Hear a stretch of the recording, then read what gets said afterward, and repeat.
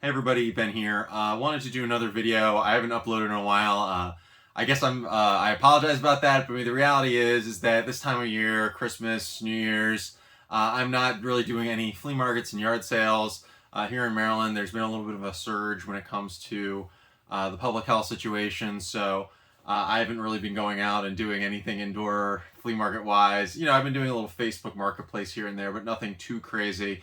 I do have some pickups, and I'll do a pickup video in the near future. But for now, I just wanted to do a different kind of video. Specifically, I wanted to talk about the concepts of risk and personal finance, and as it relates to the whole video game collecting hobby. And it was kind of inspired by when I did the game room tour videos. Everything I hear, or not everything I hear, but one thing I hear a lot of the time from people is, aren't you worried about your collection? Aren't you worried about what would happen if your house, caught on fire, or the roof fell in, or something like that? And this is definitely a legitimate question. This stuff around me, no question, is probably worth a decent amount of money. But I don't really lose a lot of sleep over this stuff at night. And I'm going to tell you why as we get into the course of this video. I put a poll out there. People did want to hear about this, and this was the second best subject for that poll. So I wanted to address that, of course. As usual, I have some notes here, so I'm going to go through this. I hope it's not too distracting. I know there's a debate about this whole video game bubble, and are games are they going to get even more expensive, or is the bubble going to pop and video games aren't going to be worth anything anymore? Well, I think it's pretty safe to say that some of the harder to find things will probably carry some value for the long term, just as a lot of other things like sports cards and comic books do. However, I don't know if that value is going to be significant or not. That said, I think it's safe to say that what I have in here is pretty valuable. But there's sort of a problem with the mindset of this whole thing being some kind of big expensive asset.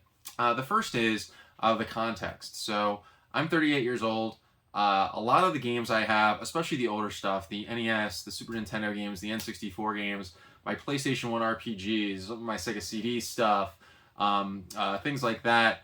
A lot of these games I bought either in the 1990s when video game collecting wasn't even a thing. People like myself would go to yard sales and flea markets and things, and I would literally pay 25 cents a game. I was paying absolutely nothing for these games at the time. And even then, that was, it wasn't like, if I was buying a copy of DuckTales for $1 on the NES, the game was only worth a few bucks at the time.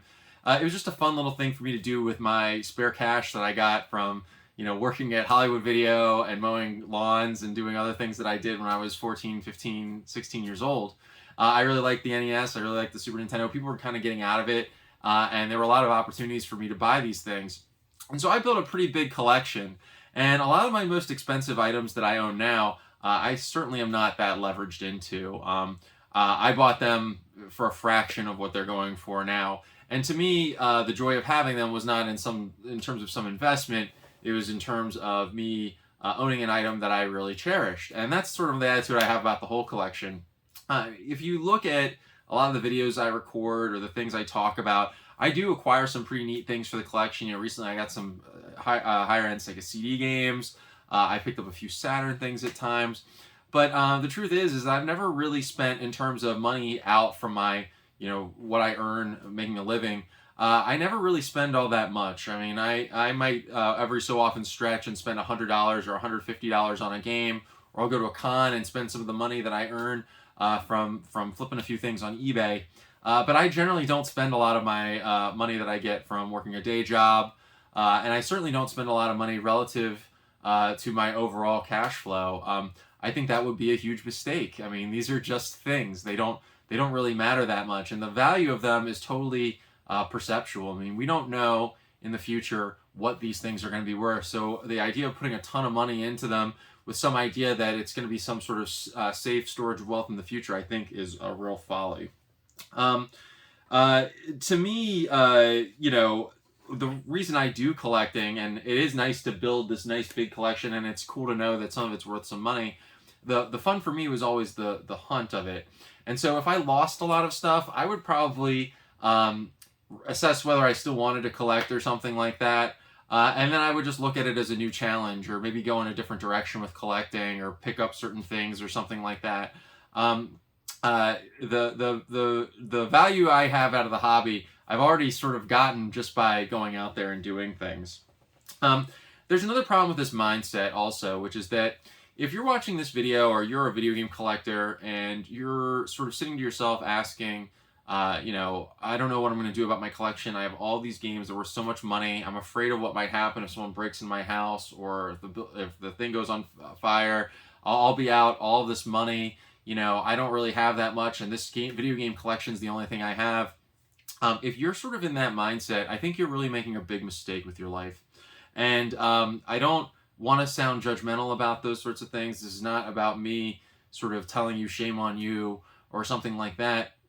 But one nice thing about me personally, I'm not going to talk about my own personal finances, is that most importantly, the amount I have invested in my collection is very tiny compared to my other, more stable personal assets. We're talking about things like the home I live in, which I purchased about a little over 10 years ago, when a little after I started working. Things like my car, my retirement accounts, which I save money in, savings accounts, etc. I also don't, carry a bunch of credit card debt. I'm not putting a lot of my money on a credit card every month and then financing a video game collection that is, most of the time going to be dropping in value when you buy games off the shelf, brand new. But maybe you're not in that position. Maybe your video game collection is a significant part of your assets. Well, I have to tell you, you probably need to rethink that. If you're at the point where the thought of losing maybe $1,000 of video games would be so emotionally or financially, negative to you, that it would really cause you a problem, I think you should sell those games. I think you should get your $1,000, and I think you should put the money in a bank account, or in the stock market, or a retirement account, or something like that. Because now the instead of a game being a fun thing that you own, something you can cherish and value, now it's sort of a mental liability. It's something that if you lost it, it would be traumatic to you, as well as maybe detrimental to your future. I don't feel like if I lost any of my video games that my future would be in jeopardy. I think things would be okay. I would be able to, the example being if the house burned down. I have homeowners insurance and things like that. I have other finances. I have ways to protect myself.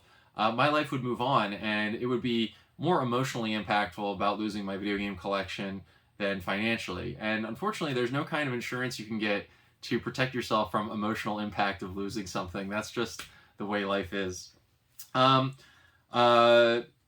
Video games can't be a thing that protects you. You can't look at something like, well, I'm buying this game for $250, and I know it's a lot of money, but it's okay because if I ever lose my job and I need to pay the bills this month, I'll just sell the $250 game and get all my money back, and it'll be okay.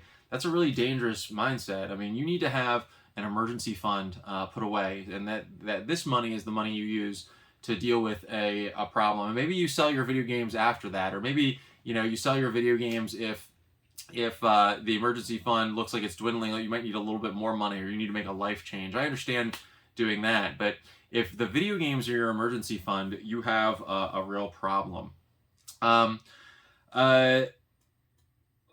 Just to give an example, of what I think is sort of a responsible collection.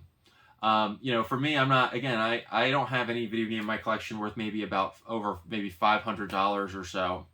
And relative to some of my other assets, $500 is, I would hate to lose it, but it's not the end of the world for me. Let me change the context here. Let's say you're one of my viewers and you're in your mid-20s, right? Let's say you make $35,000, $40,000 a year. You live in an apartment, you have a roommate, something like that, and you don't have a ton of assets. You're still early on in your career. You don't have a huge retirement account. Maybe you have some student loan debt or some credit card debt. I don't really know. And I'm not trying to place any judgments. It's very tough in America to get by. But let's say you're in that position, and now you're taking money that you get every month and you're building a video game collection. You have a $5,000 video game collection, but at the same time, you have credit card debt and you're not able to, put money down on a house or something. My advice again would be to lower your exposure to video games and get that stuff out, because the video games aren't going to be that good for you. But look, at the same time, if you're in a financially stable place and the money you are investing into video games, and I say invest in the most literal sense, you're spending money on them. I don't believe anybody's really investing in them to make money, if they're really being honest. Um, but the money you invest in them, if it's not a whole lot, then go nuts. Let's say you're making an average income and you spend $50 a month on video games. That's like any other hobby. That's like going to the movies or doing something else where you could spend $50 a month. Go nuts. And if it happens to be that you like to dump that $50 into building a video game collection, all the better for you.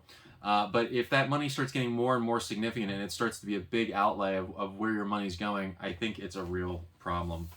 I think that's just about it. I mean, I hope this is not too preachy. I hope you found this interesting. I have a lot of opinions on personal finance. I'm not going to get too much into my own situation or politics or stuff like that, because I know there's a lot of charged opinions when it comes to this stuff. If you'd like to talk to me a little bit about your personal situation, maybe in a judgment-free zone, you can feel free to reach out to me on Instagram. My information is up there. I'm happy to have discussions with anybody who, maybe they're a little confused. It can be a confusing thing to figure out, whether you've been spending too much on video games or whether you maybe need to scale back. And I can provide you some judgment-free insights. Leave a comment if you found this interesting. Make sure you like the video if you found this useful. That helps the video get seen. And until next time, take care. Bye-bye.